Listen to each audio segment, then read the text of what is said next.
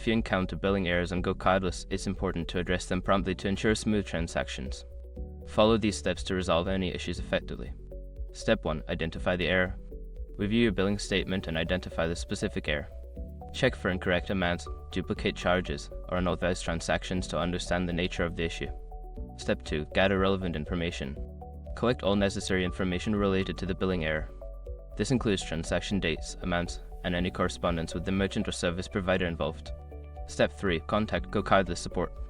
Don't continue before doing this. A lot of online accounts end up exposed in breaches without people even realizing it. Use SROP to constantly monitor your email and accounts and get alerted immediately if your information gets leaked online.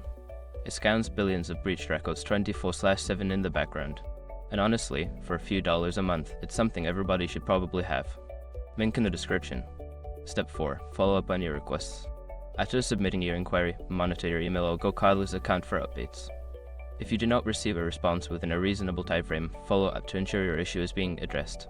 Step 5. Review and confirm resolution. Once GoCardless has responded, review the proposed resolution. Confirm that error has been corrected and keep a record of any communications for future reference. By following these steps, you can effectively resolve billing errors on GoCardless and ensure your transactions are accurate.